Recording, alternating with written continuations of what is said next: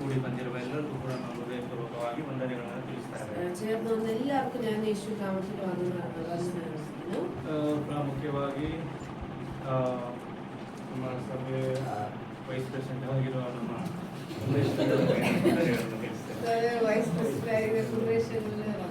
Secretary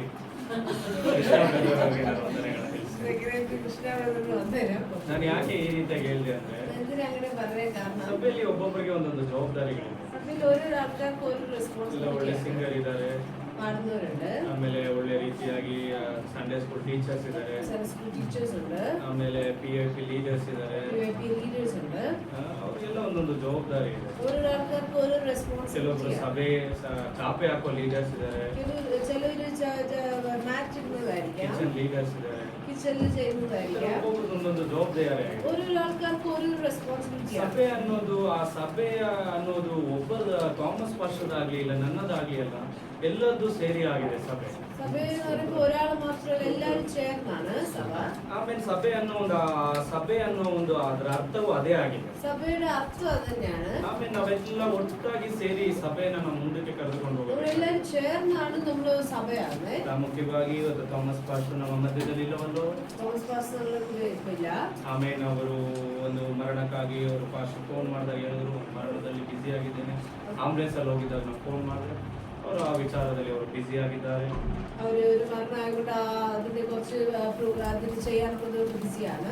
ಅವರ ಒಂದು ಎಲ್ಲ ಕಾರ್ಯಗಳು ಉತ್ತಮವಾಗಿ ನಡೆಯುವುದಕ್ಕಾಗಿ, ಸುರಕ್ಷಿತವಾಗಿ ಇಲ್ಲಿ ಬರುವುದಕ್ಕಾಗಿ ಅದಕ್ಕೋಸ್ಕರ ನೀವು ಪ್ರಾರ್ಥನೆ ಮಾಡಿ ಎಂಬುದಾಗಿ ನನ್ನ കാര്യങ്ങളെല്ലാം ശരിയായിട്ട് ചെയ്യുവാനും അതേപോലെ വരുവാനും നിങ്ങൾ പ്രാർത്ഥിക്കണം. ಆಮೇಲೆ ನಾನು ಸಮಯವನ್ನು ವ್ಯರ್ಥವಾಗಿ ಮಾಡದೆ ನೇರವಾಗಿ ವಾಕ್ಯ ಭಾಗಕ್ಕೆ ಹೋಗ್ತೇನೆ. ഞാൻ വചനത്തിൽ പോകാൻ താല്പര്യപ്പെടുന്നു. ಆಮೇಲೆ ನಾವು ಆಲ್ರೆಡಿ ಒಂದು ಪ್ರಸಂಗವನ್ನ ಕೇಳಿದ್ದೇವೆ. ಅದೇ ತೃಪ್ತಿಯಾಗಿರದೆ ನಾವು ಇನ್ನೊಂದು ಭಾಗಕ್ಕೂ ಕೂಡ ನಾವು ಹೋಗುವಂತ. ಲೂಕ್ ಚಾಪ್ಟರ್ 4 ಅದರ 4ನೇ ಅಧ್ಯಾಯದ 14-15 ವಾಕ್ಯ. 4:14-15. യേശു ആത്മാവിന്റെ ശക്തിയോടെ ഗലീലയ്ക്ക് മടങ്ങിച്ചെന്നു. അവന്റെ സ്തുതി ചുറ്റുമുള്ള നാട്ടിലൊക്കെയും പരന്നു. അവൻ അവരുടെ പള്ളികളിൽ ഉപദേശിച്ചു. എല്ലാവരും അവനെ പ്രശംസിച്ചു. ನಾವೊಂದು ವಾಕ್ಯ ಪ್ರಾರ್ಥಿಸಿಕೊಳ್ಳೋಣ. ಕರ್ತಾವೇ, ನಿಮಗೆ ಸ್ತೋತ್ರ. ವಾಕ್ಯಗಳು ನಿನ್ನದಾಗಿದೆ ಕರ್ತಾವೇ. ನೀವು ಮಾತಾಡಿರಿ, ಪ್ರತಿಯೊಬ್ಬರ ಹೃದಯವನ್ನು ತಿಳಿದುಕೊಂಡಿದ್ದೀರ. ಅವರಿಗೆ ಬೇಕಾದದನ್ನು ಹೃದಯ ಪಾಲಿಸಿ ವಾಕ್ಯವನ್ನು ಬಿಡುವವರೆಲ್ಲರನ್ನು ಕೂಡ ಕರೆಗೆ ಒಪ್ಪಿಸ್ತೇವೆ. ನಾನು ಮಾತ್ರ ಮಹಿಮೆ ಯೇಸುವಿನ ನಾಮದಲ್ಲಿ ನಾನು ಪ್ರಾರ್ಥಿಸ್ತೀನಿ. ಪರಲೋಕದ ಆಮೇಲೆ ನಾನು ಒಂದು ಸಭೆಗೆ ನಾನು ಹೋಗಿದ್ದೆ. ಒಂದು ಬೆಂತೆಕೋಸ್ತಲ್ಲದ ಸಭೆ ಆಗಿತ್ತು. ಆ ಸಭೆಯಲ್ಲಿ ಎಷ್ಟೇ ದೊಡ್ಡ ಪ್ರಸಂಗ ಮಾಡಿದ್ರು ಒಂದು ಸ್ತೋತ್ರ ಕೂಡ ಹೇಳ್ತಾರೆ. ಸ್ತೋತ್ರ ಏಳಿ ಮಾಡಿಸ್ತಾರೆ. ಆಮೇಲೆ ಆದ್ರೆ ನಮ್ದು ಬೆಂತೆಕೋಸ್ತ ಸಭೆ ಎಲ್ಲರೂ ಚೆನ್ನಾಗಿ ಸ್ತೋತ್ರ ನಾನು ಅದಕ್ಕೆ ದೇವರಿಗೆ ನಾನು ಸ್ತೋತ್ರ ಮಾಡ್ತೀನಿ. ಇವತ್ತು ಒಂದು ಅಭಿಷೇಕದ ಒಂದು ಸೇವೆ ಆಗಿದೆ. ಆದುದರಿಂದ ನಾವು ಒಂದು ಒಳ್ಳೆ ಸ್ತೋತ್ರ ಹೇಳಿ ಪ್ರಾರ್ಥನೆ ಮಾಡಿ ಇದನ್ನು ನಾನು ಕೊನೆಗೊಳಿಸ್ತೇನೆ. ಆಮೇಲೆ ಇವತ್ತು ಬಂದವರು ನೀವು ಯಾರು ಆಗಿ ಹೋಗಬಾರ್ದು, ಒಂದು ದೇವರ ಸಾನ್ನಿಧ್ಯದಿಂದ ತುಂಬಿ ಹೋಗಬೇಕೆಂಬುದಾಗಿ. ಆಮೇಲೆ ಯೇಸು ಕ್ರಿಸ್ತನು ಇಲ್ಲಿ ಹೇಳ್ತಾ ಇದ್ದಾರೆ, ಪರಿಶುದ್ಧಾತ್ಮನ ಆತ್ಮದಿಂದ ಕೂಡಿದವನಾಗಿ ಹೊರಟನು. ದೇವರ ಮಕ್ಕಳೇ, ನಮಗೆ ಪರಿಶುದ್ಧಾತ್ಮನ ಒಂದು ಕೂಡುವಿಕೆಯು ನಮಗೆ ತುಂಬಾ ಅವಶ್ಯಕತೆ ಆಗಿದೆ. ಈ ಲೋಕದಲ್ಲಿ ನಾವು ಜೀವಿಸಬೇಕಾದ್ರೆ ಆ ಪರಿಶುದ್ಧಾತ್ಮನ ತುಂಬುವಿಕೆ ನಮಗೆ ಒಳ್ಳೆಯದು. ನಮ್ಮ ಕಷ್ಟಗಳನ್ನು ಜಯಿಸಬೇಕಾದ್ರೆ ಆ ಪರಿಶುದ್ಧಾತ್ಮನ ತುಂಬುವಿಕೆ ಒಳ್ಳೆಯದು. ಇಲ್ಲಾಂದ್ರೆ ಈ ಜೀವಿತ ಯಾತ್ರೆಯನ್ನು ನಾವು ಮುಂದೆ ನಡೆಸಬೇಕಾದ್ರೆ ಆ ಪರಿಶುದ್ಧಾತ್ಮನ ಒಂದು ತುಂಬುವಿಕೆ ನಮಗೆ ಒಳ್ಳೆಯದು. ಇಲ್ಲಿ ಹೇಳ್ತಾ ಇದೆ ಪರಿಶುದ್ಧಾತ್ಮನಿಂದ ಕೂಡಿದವನಾಗಿ ಎಂಬುದಾಗಿ. ಪರಿಶುದ್ಧಾತ್ಮನನ್ನ ತುಂಬುವುದಕ್ಕೆ ಮುಂಚೆ ಒಂದು ಕಾರ್ಯ ನಡೆಯಿತು. ನಾವು ಪರಿಶುದ್ಧಾತ್ಮನನ್ನ ಹೊಂದಿಕೊಳ್ಳಬೇಕಾದ್ರೆ ಮೊದಲನೇದಾಗಿ ಪಾಪಗಳನ್ನು ನಾವು ಜಯಿಸಬೇಕು. അകത്ത് പ്രവേശിക്കണമെങ്കിൽ ആദ്യം നമ്മുടെ പാപങ്ങൾ നമ്മൾ ಇವತ್ತು ಕೃಷ್ಣ ಬ್ರದರ್ ಅನೇಕ ಪಾಪದಗಳ ಕುರಿತಾಗಿ ಅನೇಕ ವಿಚಾರಗಳನ್ನು ಅವರು ನಮಗೆ ತಿಳಿಸಿಕೊಟ್ಟರು. കൃഷ്ണ ബ്രദർ അനേക കാര്യങ്ങൾ പാപത്തിനെ കുറിച്ച് അനേക ವಿಷಯಗಳು പറയുവാൻ ಸಾಧ್ಯವಿದೆ. ಆಮೇಲೆ ಯೇಸು ಕ್ರಿಸ್ತನು ಇದೇ ರೀತಿಯಾಗಿ ಒಂದು 3 ಶೋಧನೆಗಳನ್ನ ಯೇಸು ಕ್ರಿಸ್ತನು ಜಯಿಸಿದರು. യേശുവിന്റെ ജീവിതത്തിൽ അതേപോലെ ഒരു 3 ടെംപ്ಟേഷൻ വന്നു. ನೋಡಿರಿ, ಅದೇ 4ನೇ ಅಧ್ಯಾಯದಲ್ಲಿ ಮೇಲ್ಗಡೆ ನಾವಿಂದ ಅದರಿಂದ ನೋಡ್ಕೊಂಡು ಬರ್ತೇವೆ. ആ 4ാം അധ്യായത്തിന്റെ മേളിൽ നമുക്ക് നോക്കാം. ಆಮೇಲೆ 1ನೇ ಶೋಧನೆ ಏನ್ ಹೇಳಿ? ആദ്യമായി യേശുവിന് വന്ന പരിശോധന എന്താണ്? ಕಲ್ಲನ್ನ ರೊಟ್ಟಿಯಾಗಿ ಮಾಡಬೇಕು. അപ്പൊ കല്ലിനെ കാണിച്ചിട്ട് പിശാച് പറഞ്ഞു അതിനെ അപ്പമാക്കണം. ಅಯ್ಯೋ ದೇವರ ಮಕ್ಕಳೇ, ಯೇಸುವನ್ನೇ ಬಿಡಲಿಲ್ಲ, ಇನ್ನು ನಮ್ಮನ್ನ ಬಿಡ್ತಾನ ಹೇಳಿ. അപ്പൊ ദൈവമക്കളെ യേശുവിനെ പിശാച് വിട്ടില്ല, അപ്പൊ നമ്മളെ വിടുവോ? ಆಮೇಲೆ ನಾನು ಆಲ್ರೆಡಿ ಇದು ಇಲ್ಲಿ ಪ್ರಸಂಗ ಮಾಡಿದ್ದೇನೆ. ഓൾറെഡി പ്രസംഗം ചെയ്താണ്. ಅದೊಂದು ಭಾಗವನ್ನ 2ನೇ ಭಾಗವನ್ನ ನಾನು ಇವತ್ತು ಮಾತಾಡ್ತಾ ಇರೋದು. രണ്ടാമത്തെ ഭാഗമാണ് ഞാൻ പറയുന്നത്. ಆಮೇಲೆ ಯೇಸುವನ್ನ ಬಿಡದ ಸೈತಾನನು ನಮ್ಮನ್ನು ಕೂಡ ಬಿಡೋದಿಲ್ಲ. യേശുവിനെ വെറുതെ വിടാത്ത പിശാച് നമ്മളെ അങ്ങനെ ചുമ്മാ വിടാ. ಅನೇಕ ಊಟದ ವಿಷಯಗಳಾಗಿ ನಮ್ಮ ಮಧ್ಯದಲ್ಲಿ ಆಮೇಲೆ ಅನೇಕ ವಿಚಾರಗಳನ್ನು ತೆಗೆದುಕೊಂಡು ಬರ್ತಾನೆ. ಅನೇಕ ಫುಡ್ಡಿನ ವಿಷಯಗಳಾಗತ್ತೆ, ಇങ്ങനെ ಅನೇಕ ವಿಷಯಗಳು ಕೊಂಡರು. ಆಮೇಲೆ ಮನೆಯಲ್ಲಿ ಆಹಾರ ಕುರಿತಾಗ್ಲಿ ಇಲ್ಲ ಯಾವ್ದು ವಸ್ತುಗಳ ಕುರಿತಾಗ್ಲಿ ಅದರ ಒಂದು ವಿಚಾರಗಳನ್ನ ನಮ್ಮ ಮುಂದೆ ತೆಗೆದುಕೊಂಡು ಬಂದಿರ್ತಾನೆ. വീട്ടിന്റെ വിഷയങ്ങളാകട്ടെ, അങ്ങനെ കുറെ വിഷയങ്ങൾ കൊണ്ടുവരും. ಹೆಂಗಾದ್ರೂ ಮಾಡಿ ಅವನ ವಿಚಾರಕ್ಕೆ ನೀನು ಒಳಗಾಗಬೇಕು. എങ്ങനെയും ആ പിശാചിന്റെ കെണിയിൽ വീഴണമെന്നാണ് പിശാച്. 2ನೇ ಶೋಧನೆ ಏನ್ ಹೇಳಿ? രണ്ടാമത്തെ ശോധന എന്താണ്? ಅವನ್ನ ಶಿಖರದ ಮೇಲೆ ಕರ್ಕೊಂಡು ಹೋಗಿ ಅಲ್ಲಿಂದ ಬೀಳು ಅಂತ ಹೇಳಿದ. അപ്പം ഇങ്ങനെ ದೇವಾಲಯത്തിന്റെ മണ്ടേ കൊണ്ടുപോയിട്ട് മേളിൽ നിന്ന് വീഴണമെന്ന് പറഞ്ഞു. ಆಮೇಲೆ ಸೈತಾನನು ನಮಗೆ ಮಾಡುವ ಶೋಧನೆಗಳು ಇವಾಗಿದ್ದಾವೆ. പിശാച് ശോധനകൾ ഇങ്ങനെയാണ്. ಆಮೇಲೆ ಯೇಸು ಕ್ರಿಸ್ತನ್ ಏನ್ ಹೇಳಿದ್ರು ಹೇಳಿ? യേശു എന്താ പറഞ്ഞേ? ಆಮೇಲೆ ಮೊದಲನೇದಾಗಿ ಹೇಳಿದ್ರು, ರೊಟ್ಟಿ ತಿಂದ ಮಾತ್ರದಿಂದ ಬದುಕುವುದಿಲ್ಲ, ದೇವರ ಬಾಯಿಂದ ಬರೋ ಪ್ರತಿಯೊಂದು ಮಾತಿನಿಂದಲೂ ಮನುಷ್ಯನು ಬದುಕುತ್ತಾನೆ. ആദ്യം യേശു പറഞ്ഞു ഈ അപ്പം കൊണ്ട് മാത്രമല്ല, പക്ഷെ ദൈവവചനത്താൽ ജീവിക്കും. ದೇವರ ಮಕ್ಕಳ ಉಪವಾಸ ಇರೋದು ನಮ್ಗೆ ಒಳ್ಳೆಯದೇ. നമ്മൾ ഉപവാസം ഇരിക്കും നല്ലത്. ಯಾಕಂದ್ರೆ ದೇವರಿಂದ ಬರುವ ಮಾತುಗಳಿಂದ ನಾವು ಬಲ ಹೊಂದುವಂತರಾಗಿರಬೇಕು. ദൈവത്തിൽ നിന്ന് വരുന്ന വാക്കിനാൽ നമ്മൾ ബലപ്പെടണം. ಅದರಲ್ಲಿ ನಾವು ನೆಲೆ ಊರುವವರಾಗಿರಬೇಕು. അതിൽ നമ്മൾ ബലപ്പെടണം. ನೀನು ಒಂದ್ ದಿವಸ ಉಪವಾಸ ಇದ್ರು ನಿನ್ಗೆ ಏನು ಆಗೋದಿಲ್ಲ. ഒരു ദിവസം ഉപവാസമായാലും ഒന്നും പറ്റത്തില്ല. ನಾನು 15 ದಿವಸ ಊಟ ಇಲ್ಲದೆ ನಾನಿದ್ದೆ. ഞാൻ 15 ദിവസം ഫുഡില്ലാതെ 3 ದಿವಸ ನೀರು ಕುಡಿಯದೇ ಇದ್ದೆ. ഞാൻ വെള്ളം കുടിക്കാതിരുന്നു. ಆದ್ರೆ ನನಗೆ ಅವತ್ತು ಸಿಕ್ಕಿದ್ದೇನಂದ್ರೆ ಆ ದೇವರ ಬಲವಾಗಿದೆ. ദൈവത്തിന്റെ ബലം എനിക്ക് കിട്ടുവാൻ ಆಮೇಲೆ ನಾವು ದೇವರ ಬಲವನ್ನು ಹೊಂದಿಕೊಳ್ಳಬೇಕು. ദൈവത്തിന്റെ ബലം ದೇವರ ಬಾಯಿಂದ ಬರುವ ಆ ಮಾತಿನಿಂದ ಅವನು ಬದುಕುತ್ತಾನೆ. ദൈവത്തിന്റെ വചനത്തിൽ നിന്ന് വാക്ക്. ಮೋಶೆಯು 40 ದಿವಸ ಉಪವಾಸ ಇದ್ದ. മോശെ 40 ദിവസം ಬರೇ ಊಟ ತಿಂದಿದ್ ಮಾತ್ರವಲ್ಲ, ಅವನು ನೀರು ಕೂಡ ಕೊಡುದಿಲ್ಲ. ഫുഡും വെള്ളം കുടിക്കാതെ ഇരുന്നു. ಆಮೇಲೆ ಅಷ್ಟು ದಿವಸ ಅವನು ಬದುಕಿದ್ದನಲ್ಲವ. അത്രയും ദിവസം മോശയ്ക്ക് ಅದನ್ನ ನೋಡಿದ್ರೆ ನಮಗೆ ಗೊತ್ತಾಗುತ್ತೆ. ಆಮೇಲೆ ಆ ರೊಟ್ಟಿ ತಿಂದ ಮಾತ್ರದಿಂದ ಮನುಷ್ಯನು ಬದುಕುದಿಲ್ಲ, ದೇವರ ಬಾಯಿಂದ ಬರುವ ಮಾತಿನಿಂದ ಅವನು ಬದುಕುತ್ತಾನೆ. നോക്കുവാണെങ്കിൽ അപ്പം കൊണ്ട് മാത്രമല്ല, ദൈവത്തിന്റെ വായിൽ വരുന്ന വചനത്താൽ ജീവിക്കാം. 2ನೇ ಶೋಧನೆಗೆ ಯೇಸು ಕ್ರಿಸ್ತನು ಕೊಟ್ಟ ಉತ್ತರವೇನು ಹೇಳಿ?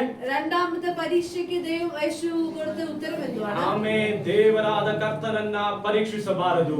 ദൈവത്തെ പരീക്ഷിക്കില്ലെന്ന് ಓ പറഞ്ഞു. ದೇವರ ಮಕ್ಕಳೇ, ನಮ್ಮನ್ನ ಸೈತಾನನು ಅನೇಕ ಬಾರಿ ಈ ರೀತಿಯಾದ ಪ್ರಶ್ನೆಗಳನ್ನು ನಮ್ಮ ಮುಂದೆ ಇಡುತ್ತಾನೆ. അനേക പ്രാവശ്യം പിശാചിങ്ങനെ അനേക ക്വസ്റ്റ്യൻസ് ഇങ്ങനെ പ്രശ്നങ്ങൾ. ದೇವರು ನಿನಗೆ ಸಹಾಯ ಮಾಡ್ತಾ ಇದ್ದಾರಲ್ಲ, ನಿನ್ನ ಬಿಲ್ಡಿಂಗ್ ಇಂದ ಬೀಳು. ദൈവം നിന്നെ സഹായിക്കുമല്ലോ, നീ വീടൊന്ന് നോക്ക്. ಆಮೇಲೆ ದೇವರು ನನಗೆ ಸಹಾಯ ಇದ್ದಾರೆ, ನಾನು ಎಷ್ಟು ಸ್ಪೀಡ್ ಆಗಿ ಬೇಕಾದ್ರೂ ಹೋಗ್ತೀನಿ. ദൈവം എന്റെ കൂടെ ഉണ്ട്, ഞാൻ എത്ര സ്പീഡ് വേണേലും ഞാൻ ഓടിക്കും. ಆಮೇಲೆ ದೇವರು ನನ್ನ ಜೊತೆಲಿ ಇದ್ದಾನೆ, ನನಗೆ ಇಷ್ಟ ಬಂದಂಗೆ ಜೀವಿಸ್ತೀನಿ. ദൈവം എന്റെ കൂടെ ഉണ്ട്, ഞാൻ എങ്ങനെ വേണേലും ജീവിക്കും. ಆಮೇಲೆ ನಾವು ಹಾಗೇನೆ, ಆದ್ರೆ ನಮ್ಮ ದೇವರಿಗೆ ಪರೀಕ್ಷಿಸುವ ಕಾರ್ಯವನ್ನ ಯಾವುದು ಕೂಡ ನಾವು ಮಾಡಬಾರದು. ചിലപ്പോൾ ദൈവത്തെ പരീക്ഷിക്കുന്ന ഒരു അവസ്ഥയാണ്. ಸೈತಾನನು ಬಂದು ಕಿವಿಲೂತಾನೆ, ದೇವರನ್ನ ಪರೀಕ್ಷೆ ಮಾಡಕ್ಕೆ ಏನ್ ಬೇಕಾದ್ರೂ ಮಾಡು. ദൈവത്തെ പരീക്ഷിക്കാൻ നീ എന്ത് വേണം ചെയ്യാൻ. ಆದ್ರೆ ದೇವರನ್ನ ಪರೀಕ್ಷೆ ಮಾಡಬಾರದು ಅಂತ ಯೇಸು ಕ್ರಿಸ್ತನು ಹೇಳಿದರು. യേശു പറഞ്ഞത് യഹോവയെ പരീക്ഷിക്കരുത് ദൈവം. ಆಮೇಲೆ 3ನೇ ಶೋಧನೆ ಏನ್ ಹೇಳಿ? മൂന്നാമത്തെ ശോധന എന്താണ്? ಅವನು ಒಂದು ಬೆಟ್ಟದ ಮೇಲೆ ಕರೆದುಕೊಂಡು ಹೋಗಿ ಎಲ್ಲ ರಾಜ್ಯಗಳನ್ನು ಅವನಿಗೆ ತೋರಿಸಿದ. ഒരു മലമേൽ കൊണ്ടുപോയി രാജ്യം ഈ ലോകം മൊത്തം കാണിച്ചു. ಇದೆಲ್ಲ ನನಗೆ ಕೊಡಲ್ಪಟ್ಟಿದೆ, ഇതെല്ലാം എന്റേതാണ്, ಅದನ್ನ ನಿನಗೆ ಕೊಡ್ತೀನಿ. അതെല്ലാം നിനക്ക് തരാം. ಅವನು ಹೇಳಿಲ್ಲ ಸೈತಾನನು ನಂದು ಅಂತ ಅವನು ಹೇಳಿಲ್ಲ. എന്റേതെന്ന് പറഞ്ഞില്ല, ನನಗೆ ಕೊಡಲ್ಪಟ್ಟಿದೆ. എനിക്ക് തന്നിട്ടുണ്ടെന്നാണ് പറഞ്ഞത്. ಕೊಡಲ್ಪಟ್ಟಿದೆ ಅಂತಂದ್ರೆ ಏನಾದ್ರ ಅರ್ಥ? അതിന്റെ അർത്ഥം എന്താണ്? ಕಿತ್ಕೊಂಡಿದ್ದಾನೆ ಅಂತ ಅರ್ಥ. എവിടുന്ന് എടുത്തതാണ്? ಆದಾಮನಿಗೆ ದೇವರು ಕೊಟ್ಟದ್ದು ಅವನು ಕಿತ್ಕೊಂಡಿದ್ದಾನೆ. ആദാമിന് ദൈവം കൊടുത്തത്. ದೇವರು ಅವನಿಗೆ ಯಾವುದು ಆಶೀರ್ವಾದಗಳು ಕೊಟ್ಟಿಲ್ಲ. പിശാചിന് വേണ്ടിയിട്ട് അത് കൊടുത്തത്. ನನಗೆ ಕೊಡಲ್ಪಟ್ಟಿದೆ, ಅದನ್ನ ನಿನಗೆ ಕೊಡ್ತೀನಿ. അതെനിക്ക് കിട്ടിയതാണ്, ഞാൻ നിനക്ക് തരാം. ಅದಕ್ಕೆ ಯೇಸು ಕ್ರಿಸ್ತನು ಕೊಟ್ಟ ಉತ್ತರ. യേശു പറഞ്ഞ ഉത്തരം, ದೇವರಾದ ಕರ್ತನಿಗೆ ಮಾತ್ರವೇ ಅಡ್ಡ ಬೀಳಬೇಕು. ദൈവത്തെ മാത്രം നമസ്കരിക്കുക. ದೇವರ ಮಕ್ಕಳೇ, ನಮಗೆ ಎಷ್ಟೇ ಕಷ್ಟ ಬಂದ್ರು ಆಮೇಲೆ ಸೈತಾನನ ಮಾತುಗಳು ನಾವು ಕೇಳಬಾರದು. നമുക്ക് എത്ര കഷ്ടം വന്നാലും നമ്മൾ പിശാചിന്റെ വാക്ക് നമ്മൾ ಆಮೇಲೆ ಕೆಲವೊಬ್ಬರನ್ನ ನೋಡಿದ್ದೇವೆ, ಆಮೇಲೆ ನಮ್ಗೆ ಒಂದು ಒಳ್ಳೆ ದುಡ್ಡು ಸಿಕ್ಕಿದ್ರೆ ಅವತ್ತು ಸಭೆಗೆ ರಜಾ ಆಗ್ತಾರೆ. ചിലര് ഇങ്ങനെ നല്ല പൈസ എല്ലാം ഓക്കെ ആണെങ്കിൽ സഭയിൽ വരത്തില്ല. ಇವತ್ತು ನನ್ಗೆ ಎಲ್ಲೋ ಒಂದು ಒಳ್ಳೇದು ಸಿಕ್ಕಿದ್ರೆ ಇವತ್ತು ನಾನು ಸಭೆಗೆ ಹೋಗಲ್ಲ, ನನ್ನ ದೇವರು ಬೇಡ. എനിക്ക് എല്ലാ കാര്യങ്ങളും നന്നായിട്ട് പോകുന്നെങ്കിൽ ಸೈತಾನ್ ಹೇಳ್ತಾನೆ ನಿನಗೆ ಆಸ್ತಿ ಕೊಡ್ತೇನೆ, പിശാച് പറയാൻ നിനക്ക് പൈസ ನಿನಗೆ ಅಂತಸ್ತು ಕೊಡ್ತೇನೆ, ನೀನು ನನಗೆ ಅಡ್ಡ ಬಿದ್ದರೆ ಸಾಕು. നീ എന്നെ നമസ്കരിച്ചാൽ ದೇವರ ಮಕ್ಕಳೇ, ನಮಗೆ ಎಷ್ಟೇ ಆಸ್ತಿ ಆಗಿರಲಿ, ಎಷ್ಟೇ ಅಂತಸ್ತು ಆಗಿರಲಿ, ಎಷ್ಟೇ ಆಫರ್ಗಳಾಗಿರಲಿ, ದೇವರಿಂದ ದೂರ ಮಾಡುವುದು ನಮಗೆ ಯಾವುದು ಬೇಡ. ದೇವರಿಂದ ನಮ್ಮನ್ನು ದೂರಪಡಿಸುವ ಯಾವ ವಸ್ತುಗಳು ನಮಗೆ ಬೇಡ. ಆಮೇಲೆ ಸೈತಾನನಿಗೆ ಹೇಳಿ, ನನ್ನ ದೇವರೇ ನನಗೆಲ್ಲವನ್ನು ಕೊಡುತ್ತಾನೆ. ಆಮೇಲೆ ಸೈತಾನ ನಮಗೆ ಅನೇಕ ಆಫರ್ಗಳನ್ನು ಕೊಡ್ತಾನೆ. ಆಫರ್ಗಳಿಂದ ಹೋಗದೆ ದೇವರ ಹಿಂದೆ ಹೋಗೋಣ. ಸೈತಾನ ಹೇಳಿದನು, ನನಗೆ ಅಡ್ಡ ಬೀಳಬೇಕು. ದೇವರಿಗೆ, ಯೇಸು ಕ್ರಿಸ್ತನೇ ಹೇಳಿದನು, ದೇವರಿಗೆ ಅಡ್ಡ ಬೀಳಬೇಕು. ಸೈತಾನ್ ಮಾತು ಕೇಳಿದ್ರೆ ಎಲ್ಲಾನು ಕೊಡ್ತಾನೆ. ಅದಕ್ಕೆ ಅವನ ಮಾತು ಕೇಳಬೇಕೆಂಬುದಾಗಿ, ಅದಕ್ಕೆ ಅವನ ಮಾತು ಕೇಳಬೇಕೆಂಬುದಾಗಿ ಅವನ ಮಾತವನ್ನು ನಾವು ಕೇಳಬೇಕು. ಆದ್ರೆ ಯೇಸು ಈ 3 ಶೋಧನೆಗಳನ್ನ ಜಯಿಸಿದನು. ಜಯಿಸಿದ ನಂತರವಾಗಿ 13ನೇ ವಾಕ್ಯ ಓದಿ. അങ്ങനെ പിശാച് സകല പരീക്ഷയും തികച്ച ശേഷം കുറെ കാലത്തേക്ക് അവനെ വിട്ടുമാറി. ಸೈತಾನನು ಸಕಲ ವಿಧವಾದ ಶೋಧನೆಯನ್ನು ಮುಗಿಸಿ ಸ್ವಲ್ಪ ಕಾಲ ಆತನನ್ನು ಬಿಟ್ಟು ಹೊರಟು ಹೋದನು. ಅಲ್ಲಿ ಏನ್ ಬರೆದಲ್ಪಟ್ಟಿದೆ? ಶೋಧನೆಗಳನ್ನು ಯೇಸು ಕ್ರಿಸ್ತನು ಜಯಿಸಿದನು. ಸೈತಾನನು ಬಿಟ್ಟು ಹೋದನು. ಎಷ್ಟು ದಿನ? ಸ್ವಲ್ಪ ಕಾಲ ಬಿಟ್ಟು ಹೋದನು. ಸ್ವಲ್ಪ ಕಾಲ ಬಿಟ್ಟು ಹೋದನಂದ್ರೆ ಅದ ಅರ್ಥ ಏನ್ ಹೇಳಿ? ಪಿನ್ನೆ ಮತ್ತೆ ಅವನು ಬರ್ತಾನೆ. ಏನು ಕೇಳಿ? ಹೆಂಗಾದ್ರೂ ಮಾಡಿ ನಿನ್ನ ಬೀಳಿಸ್ಬೇಕು. ಅವನು ಹೆಂಗಾದ್ರೂ ಮಾಡಿ ನಿನ್ನ ಬಿಡಬೇಕು. ಅವನು ಹೆಂಗಾದ್ರೂ ಮಾಡಿ ನಿನ್ನ ನಾಶ ಮಾಡಬೇಕು. ಆ 1 ತಿಂಗಳು ನಿನ್ನವರೆಗೂ ನೋಡ್ತಾನೆ. ಆ ಒಂದು ವಾಕ್ಯ, ಒಂದು ವಾರವರೆಗೂ ನೀನೊಂದು ಪರಿಶುದ್ಧವಾಗಿದ್ಯಾ, ಪರಿಶುದ್ಧಾತ್ಮದಲ್ಲಿ ತುಂಬಿದ್ಯಾ, ಅದುವರೆಗೂ ನೀನು ಏನನ್ನು ಮಾಡೋದಿಲ್ಲ. ಆಮೇಲೆ ನಾವು ಈಗೇನೆ ಮತ್ತಾಯನ ಸುವಾರ್ತೆಯಲ್ಲಿ ನೋಡುತ್ತೇವೆ, ಹೋದವನು ಮತ್ತೆ ಬರುತ್ತಾನೆ ಎಂಬುದಾಗಿ. ಒಂದು ವಾರ ಆದ್ಮೇಲೆ ತಿರ್ಗಾ ಬರ್ತಾನೆ. ಸರಿ, 1 ತಿಂಗಳೆಲ್ಲ ಪರಿಶುದ್ಧವಾಗಿ ಜೀವಿಸವನೇ, 1 ತಿಂಗಳು ಆದ ಮೇಲೆ ನೋಡೋಣ ಎಂಬುದಾಗಿ ಅನ್ಕೋತಾನೆ. 1 ವರ್ಷ ಆದ್ಮೇಲೆ ಸರಿ ಬರ್ತೀನಿ ಎಂಬುದಾಗಿ ನೆನೆಸ್ತಾನೆ. ಹೆಂಗಾದ್ರೂ ಮಾಡಿ ನಿನ್ನನ್ನು ಬೀಳಿಸೋದೇ ಅವನ ಗುರಿಯಾಗಿರುತ್ತದೆ. ನಿನ್ಗೆ ಹೆಂಗಾದ್ರೂ ಮಾಡಿ ನಾಶ ಮಾಡೋದೇ ಅವನ ಗುರಿಯಾಗಿರುತ್ತೆ. ಆಮೇಲೆ ನಿನ್ನನ್ನು ಹೆಂಗಾದ್ರೂ ಮಾಡಿ ಪಾಪದಲ್ಲಿ ಬೀಳಿಸೋದು ಅವನ ಗುರಿಯಾಗಿರುತ್ತೆ. ಆಮೇಲೆ ನಿನ್ನನ್ನು ನಾಶ ಮಾಡೋದೇ ಅವನ ಗುರಿಯಾಗಿರುತ್ತೆ. ಆದ್ರೆ ದೇವರಿಗೆ ಸ್ತೋತ್ರ, ಯೇಸು ಕ್ರಿಸ್ತನು ಆ ಶೋಧನೆಯನ್ನು ಜಯಿಸಿದನು. ಆವಾಗ ಅವನನ್ನು ಬಿಟ್ಟು ಹೋದನು. ದೇವರ ಮಕ್ಕಳೇ, ನಾವು ಯಾವಾಗ ಆತನ ಶೋಧನೆಗೆ ಒಳಗಾಗುವುದಿಲ್ವೋ, ಸೈತಾನ ವಿಚಾರಗಳಿಗೆ ಒಳಗಾಗುವುದಿಲ್ಲೋ, ಅವನು ನಮ್ಮನ್ನ ಬಿಟ್ಟು ಹೋಗುವಂತನಾಗಿದ್ದಾನೆ. ಆಮೇಲೆ ಸೈತಾನನ್ನು ಬಿಟ್ಟು ಹೋದ್ಮೇಲೆ ಇನ್ಯಾರು ಬರ್ತಾರೆ ಹೇಳಿ?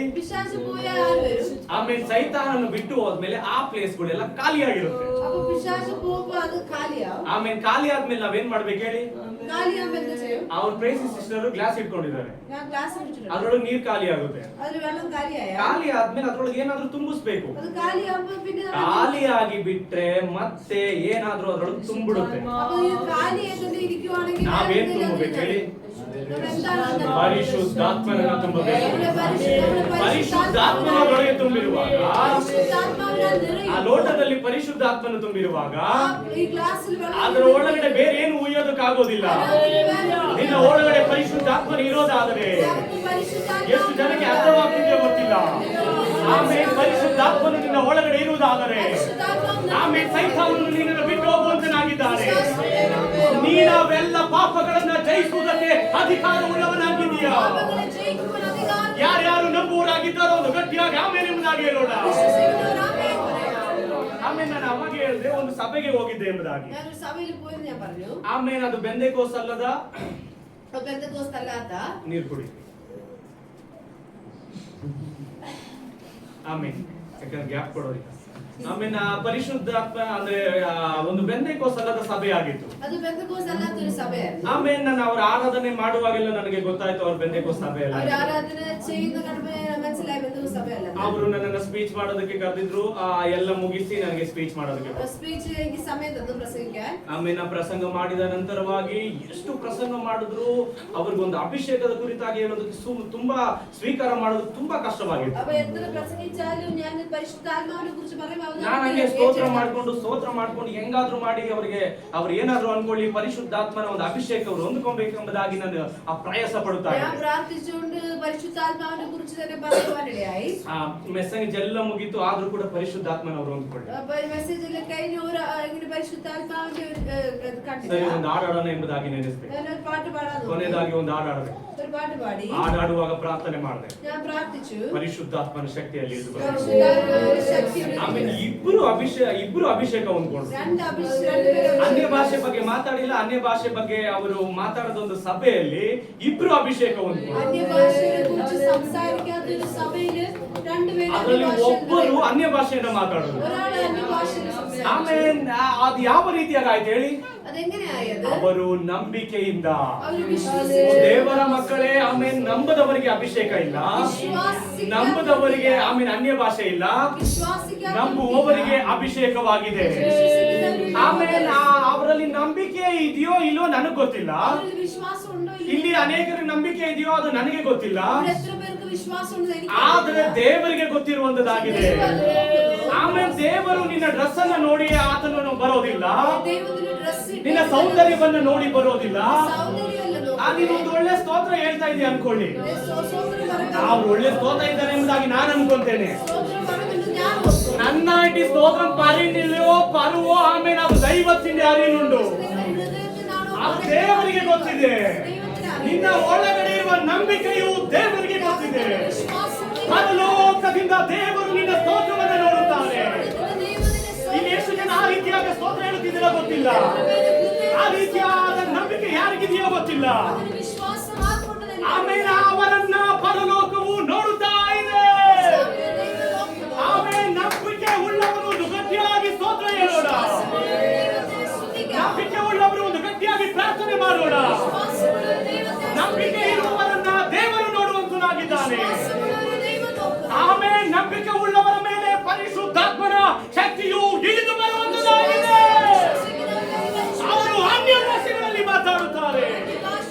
ಅವರು ದೇವರ ಫಲವನ್ನು ಹೊಂದುತ್ತಾರೆ. ಆಮೇಲೆ ಯೇಸು ಕ್ರಿಸ್ತನು ಒಂದು 3.5 ವರ್ಷ ಸೇವೆಗಳನ್ನ ಮಾಡಿದರು. ಆಮೇಲೆ ಚೆನ್ನಾಗಿ ವಾಕ್ಯಗಳನ್ನ ಹೇಳಿಕೊಟ್ಟರು, ಒಳ್ಳೆ ರೀತಿಯಾಗಿ ಪ್ರಾಕ್ಟೀಸ್ ಗಳನ್ನ ಮಾಡಿದರು. ಕಣ್ಣು ಮುಂದೆ ಎಲ್ಲ ವಿಚಾರಗಳನ್ನ ಶಿಷ್ಯರಿಗೆ ಯೇಸು ಕ್ರಿಸ್ತನು ತೋರಿಸಿಕೊಟ್ಟರು. ಅದಾದ ಮೇಲೆ ಎಲ್ಲ ವಿಚಾರ ತಿಳಿಸಿಕೊಟ್ಟ ಮೇಲೆ ಯೇಸು ಕ್ರಿಸ್ತನು ಈ ಭೂಮಿಯನ್ನ ಬಿಟ್ಟು ಹೋದರು. ಅವರು ಸತ್ತು ಹೋದ ಮೇಲೆ ಏನ್ ಮಾಡಿದ್ರು ಹೇಳಿ? ಬಲೆಗಳನ್ನ ಹಿಡ್ಕೊಂಡು ಮತ್ತೆ ಅವರು ಮೀನ್ ಹಿಡಿಯಕ್ಕೆ ಹೋದ್ರು. ಶಿಷ್ಯಮಾರು പിന്നെ വലകളെടുത്ത് പിന്നെ മീൻ പിടിക്കാൻ പോയി. ಅದಾದ ಮೇಲೆ ಯೇಸು ಕ್ರಿಸ್ತನು 3ನೇ ದಿನ ಎದ್ದು ಬಂದರು. പിന്നെ യേശു 3-ാമത്തെ ദിവസം വന്നു. ಎದ್ದು ಬಂದು ಅವರಿಗೆ ಒಂದು ಮಾತನ್ನ ಹೇಳಿದರು. യേശു അവരോട് പറയുന്ന ഒരു വാക്കാണ്, ನೀವು ಹೀಗೇನೆ ಕಾಯಿರಿ, നിങ്ങൾ ഇങ്ങനെ കാത്തിരിക്കണം, ಪರಿಶುದ್ಧಾತ್ಮನು ನಿಮ್ಮ ಮೇಲೆ ಬರುವುದು. പരിശുദ്ധാത്മാവ് നിങ്ങളുടെ മേൽ വരും. ಶಿಷ್ಯರು ಹೀಗೆ ಕೇಳಿದರು. ಶಿಷ್ಯರು ಇങ്ങനെ ചോദിച്ചു, ದೇವ್ರು ಯಾಕೆ ನಮ್ಮನ್ನ ಹೀಗೆ ಬಿಟ್ಟು ಹೋಗಿದ್ದೆ, ನಾವೇನ್ ಮಾಡ್ಬೇಕು, ನೀನ್ ಇಲ್ಲ ಹಾಗೆ ಹೇಗೆ ಅಂತ ಕೇಳ್ತಾ ಇದ್ರು. ಶಿಷ್ಯರು ಇങ്ങനെ പറഞ്ഞാണ്, യേശു എന്തിനാണ് നമ്മളെ വിട്ടു പോയത്? ಅದಕ್ಕೆಲ್ಲ ಆನ್ಸರ್ ಮಾಡದೆ പക്ഷെ അതിനൊന്നും ഉത്തരം ಯೇಸು കൊടുക്കാതെ ಕ್ರಿಸ್ತನು ಹೀಗೆ ಹೇಳಿದರು. യേശು ಇങ്ങനെ പറഞ്ഞു, ಅಪೊಸ್ತಲ ಕೃತ್ಯಗಳು 1:8 അപ്പോസ്തലർ 1:8 ಪರಿಶುದ್ಧಾತ್ಮನು ನಿಮ್ಮ ಮೇಲೆ ಬರುವುದು, പരിശുദ്ധാത്മാവ് നിങ്ങളുടെ മേൽ വരും, ನೀವು ಬಲವನ್ನ ಹೊಂದಿ. നിങ്ങൾ ബലം പ്രാപിക്കും. ಆಮೇಲೆ ಯೆರೂಸಲೇಮಿನಲ್ಲಿಯೂ ಯೂದಾಯದಲ್ಲಿಯೂ ಸಮರ್ಯದಲ್ಲಿಯೂ ಭೂಮಿಯ ಕಟ್ಟ ಕಡೆವರೆಗೂ ನೀವು ಸಾಕ್ಷಿಗಳಾಗಿರಿ. ಆಮೇಲೆ ಈ ಮಾತನ್ನ ಶಿಷ್ಯರು ಕೇಳಿಸಿಕೊಂಡರು. ಈ ವಾಕ್ಯ ಶಿಷ್ಯರು ಕೇಟ್ಟು ಹೋಗಿ ಆ ಮಾಡಿ ಮೇಲೆ ಕಾಯುತ್ತಾ ಇದ್ದರು. ಅವರು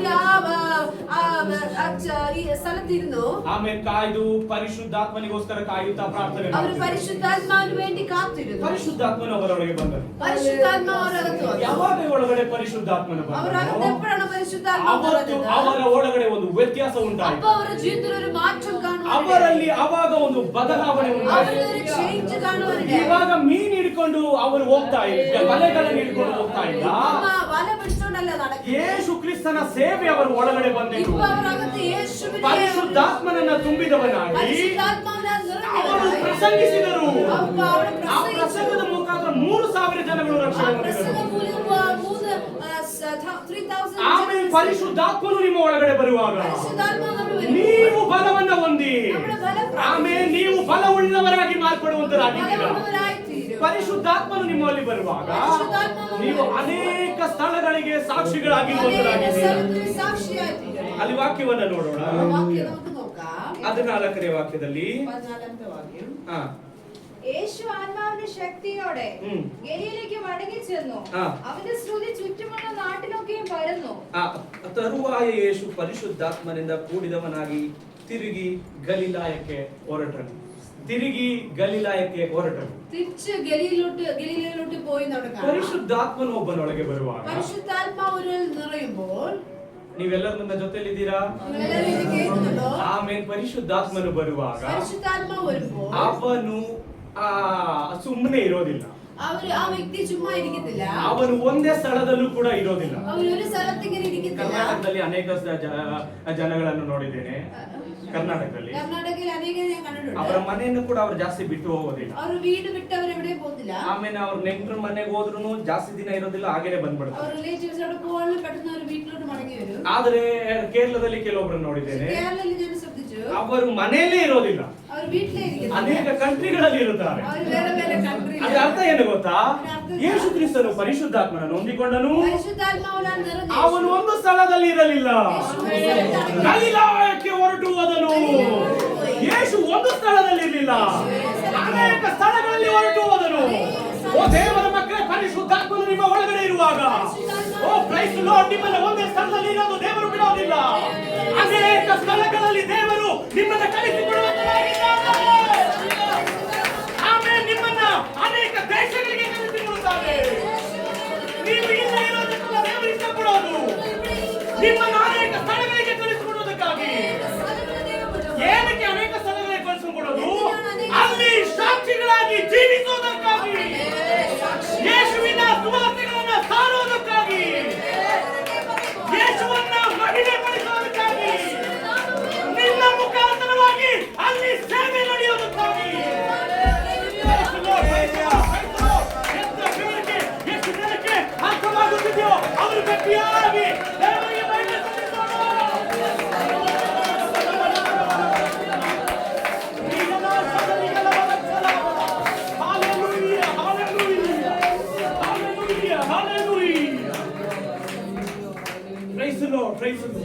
ಗಲಿಲಾಯಕ್ಕೆ ಹೊರಟು ಹೋದನು.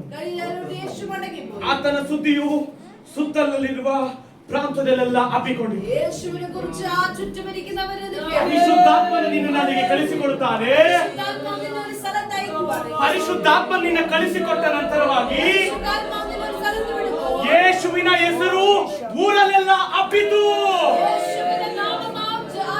ಪರಿಶುದ್ಧಾತ್ಮನು ನಿನ್ನಲ್ಲಿ ಬರುವಾಗ ಯು ಆರ್ ಎ ಫೇಮಸ್. ನೀನು ಫೇಮಸ್ ಆಗ್ತೀಯಾ. ನಿನ್ನ ವಿಚಾರವು ಅನೇಕರಿಗೆ ಗೊತ್ತಾಗುತ್ತೆ. ನಿನ್ನ ಕುರಿತಾಗಿ ಅನೇಕರು ಮಾತಾಡುತ್ತಾರೆ.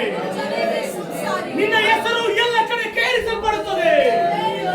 ಅದು ನಿನ್ನ ಟ್ಯಾಲೆಂಟ್ ಇಂದ ಅಲ್ಲ, ನಿನ್ನ ಫಲದಿಂದ ಅಲ್ಲ, ನಿನ್ನ ಜ್ಞಾನದಿಂದ ಅಲ್ಲ, ನಿನ್ನ ಶಕ್ತಿಯಿಂದ ಅಲ್ಲ, ನಿನಗಿರುವ ಹಣಕಾಸಿನಿಂದ ಅಲ್ಲ. ಅದು ಪರಿಶುದ್ಧಾತ್ಮನು ಕೊಟ್ಟಂತ ಒಂದು ವರವಾಗಿದೆ. ಪರಿಶುದ್ಧಾತ್ಮನು ನಿನ್ನ ಒಳಗಡೆ ಇರುವಾಗ ನಿನ್ನನ್ನ ಫೇಮಸ್ ಮಾಡುವಂತನಾಗಿದ್ದಾನೆ. ಯೇಸು ಕ್ರಿಸ್ತನ ಹೆಸರು ಪ್ರಾಂತದಲ್ಲೆಲ್ಲ ಹಬ್ಬಿಕೊಂಡಿತು. ದೇವರ ಮಕ್ಕಳೇ, ಪರಿಶುದ್ಧಾತ್ಮನು ನಮಗೆ ಅವಶ್ಯಕತೆ ಆಗಿದ್ದಾನೆ. ಆಮೇಲೆ ಪರಿಶುದ್ಧಾತ್ಮನು ಇಲ್ಲದೆ ಪರಿಣಾಮಕಾರಿಯಾದ ಕೆಲಸಗಳನ್ನ ಮಾಡಲು ಆಗೋದಿಲ್ಲ. ಪರಿಣಾಮಕಾರಿ ಅಂದ್ರೆ ಅದು ಅದು ಒಂದು ಡೇಂಜರಸ್ ಆಗಿರುವ ಅಲ್ಲ, ಅನೇಕ ವ್ಯಕ್ತಿಗಳಿಗೆ ನಿನ್ನ ಕುರಿತಾಗಿ ಗೊತ್ತಾಗುವಂತದ್ದಾಗಿದೆ. അത് അനേകര് അറിയുന്ന ഒരു സംഭവമാണ്. ಆಮೇಲೆ ಅನೇಕರು ಪ್ರಸಂಗಗಳನ್ನು ಮಾಡುತ್ತಾರೆ, അനേകര് പ്രസംഗിക്കും. ಆದ್ರೆ ಆ ಪ್ರಸಂಗವು ಅವರ ಒಳಗಡೆ ಕಾರ್ಯ ಮಾಡಬೇಕಾದ್ರೆ പക്ഷേ ആ പ്രസംഗം അവരുടെ ഹൃദയത്തിൽ ചലിക്കുന്നു. ಆಮೇಲೆ ಪರಿಶುದ್ಧಾತ್ಮನ ಶಕ್ತಿ ಇರಬೇಕು. അത് പരിശുദ്ധാത്മാവാണ് ചെയ്യുന്നത്. ಆಮೇಲೆ ಪರಿಶುದ್ಧಾತ್ಮನಿಂದ ಕೂಡಿದವನಾಗಿ ಅವನು ಪ್ರಸಂಗ ಮಾಡೋದಾದ್ರೆ ಅವರ ಇರುವಂತ ಜೀವಿತಗಳಲ್ಲಿ ಆಮೇಲೆ ಒಂದು ಬದಲಾವಣೆಗಳು ಉಂಟಾಗುತ್ತವೆ. പരിശുദ്ധാത്മാവിൽ നിറഞ്ഞ് പ്രസംഗിക്കുമ്പോൾ ആ കേൾക്കുന്ന ജനങ്ങളുടെ ജീവിതത്തിൽ ഒരു വ്യത്യാസം വരും. ಯೋವೇಲ 2:25 28 ನೋಡುತ್ತೇವೆ. യോവേൽ നമുക്ക് കാണാം. ಆಮೇಲೆ 25-28 ಇರಬೇಕು. ജോവേൽ ചാപ്റ്റർ 2 വേഴ്സ് 28. അതിന്റെ ശേഷമോ ഞാൻ സകല ജനത്തിന്മേലും എന്റെ ആത്മാവിനെ പകരും. നിങ്ങളുടെ പുത്രന്മാരും പുത്രിമാരും പ്രവചിക്കും. നിങ്ങളുടെ വൃദ്ധന്മാർ സ്വപ്നങ്ങളെ കാണും. നിങ്ങളുടെ യൗവനക്കാർ ദർശനങ്ങളെ ദർശിക്കും. ಆಮೇಲೆ ಪರಿಶುದ್ಧಾತ್ಮನು ಆ ಕೊನೆಯ ದಿನಮಾನಗಳಲ್ಲಿ, ಕನ್ನಡದಲ್ಲಿ ಓದಿ, ಕೊನೆಯ ದಿನಮಾನಗಳಲ್ಲಿ ಎಲ್ಲರ ಮೇಲೆ ನನ್ನ ಆತ್ಮವನ್ನು ಸುರಿಸುತ್ತೇನೆ. ಎಲ್ಲರ ಮೇಲೂ ನಾನು ಆತ್ಮಾವಿನ ಪಗರಂ. ಆಮೇಲೆ ನಾವು ಸಾಮಾನ್ಯವಾಗಿ ಹೆಚ್ಚಾಗಿ ಹಿರಿಯರಿಗೆ ಒಂದು ಮುಖ್ಯಸ್ಥವನ್ನ ನಾವು ಕೊಡುತ್ತೇವೆ. ಸಾಮಾನ್ಯವಾಗಿ ನಮ್ಮ ಎಲ್ಡರ್ಸ್ ನಮ್ಮ ಮುಖ್ಯ ಸ್ಥಾನ. ಆದ್ರೆ ಅಲ್ಲಿ ನೋಡಿರಿ, ಯೌವನಸ್ಥರು ಯೌವನಸ್ಥಿಯರು ಪ್ರವಾದಿಸುವರು. പക്ഷേ അവിടെ പറയുന്നു യൗവനസ്ഥರು ಅವರಿಗೆ ಪ್ರವಚಿക്കും. ಈ ದಿನಮಾನಗಳಲ್ಲಿ ದೇವರು ಯೌವನಸ್ಥರನ್ನು ಉಪಯೋಗಿಸಬೇಕು. ಅವರಿಗೆ ಹೆಚ್ಚಾದ ಅವಕಾಶಗಳನ್ನು ನಾವು ಕೊಡಬೇಕು. ಶಕ್ತವಾಗಿ ದೇವರು ಅವರನ್ನು ಉಪಯೋಗಿಸುತ್ತಾನೆ. ಪರಿಶುದ್ಧಾತ್ಮನು ಅವರನ್ನು ಒಳ್ಳೆ ಸ್ಥಳದಲ್ಲಿ ಕರೆದುಕೊಂಡು ಹೋಗ್ತಾನೆ. ನಾವೆಲ್ಲರೂ ಕಣ್ಣುಗಳನ್ನು ಮುಚ್ಚಿ ಪ್ರಾರ್ಥಿಸಿಕೊಳ್ಳೋಣ, ನಮ್ಮನ್ನೇ ದೇವರಿಗೆ ಸಮರ್ಪಿಸಿಕೊಳ್ಳೋಣ. ಆಮೇಲೆ ಅನೇಕ ಮಕ್ಕಳನ್ನ ದೇವರು ಉಪಯೋಗಿಸುವುದಕ್ಕಾಗಿ ಯೌವನಸ್ಥರು ಪ್ರವಾದಿಸುವರು. ಪರಿಶುದ್ಧಾತ್ಮನು ಒಬ್ಬ ಮನುಷ್ಯನಲ್ಲಿ ಬರುವಾಗ ಅವನು ದರ್ಶನಗಳನ್ನು ಕಾಣುತ್ತಾನೆ, ಅವನು ಪ್ರವಾದಿಸುತ್ತಾನೆ, ಅವನು ಆತ್ಮಗಳ ವರಗಳನ್ನ ಹೊಂದಿಕೊಳ್ಳುತ್ತಾನೆ. ಪರಿಶುದ್ಧಾತ್ಮನು ಒಬ್ಬ ಮನುಷ್ಯನಲ್ಲಿ ಬರುವಾಗ ಅವನು ಒಂದು ವ್ಯತ್ಯಾಸ ರೀತಿಯಾಗಿ ಮಾರ್ಪಡುವಂತನಾಗಿದ್ದಾನೆ. ಕೊರಿಂಥದಲ್ಲಿ ಬರೆದಿರುವ ಪ್ರಕಾರ 12 ವರಗಳು ಅವನಲ್ಲಿ ಕಾರ್ಯಗಳನ್ನು ಮಾಡುವಂತದಾಗಿದೆ. ನಾವೆಲ್ಲರ ಕೈಗಳನ್ನು ತಟ್ಟುವ ದೇವರಿಗೆ ಮಹಿಮೆ ಸಲ್ಲಿಸೋಣ. ನಾವೆಲ್ಲ ಕರಗಳೇ ಅಡಿಕೆ ಅಲ್ಪ ಸಮಯ ಅನ್ಯ ಭಾಷೆಗಳಲ್ಲಿ ಮಾತಾಡೋಣ, ಅನ್ಯ ಭಾಷೆಯಲ್ಲಿ ಮಾತಾಡೋಣ.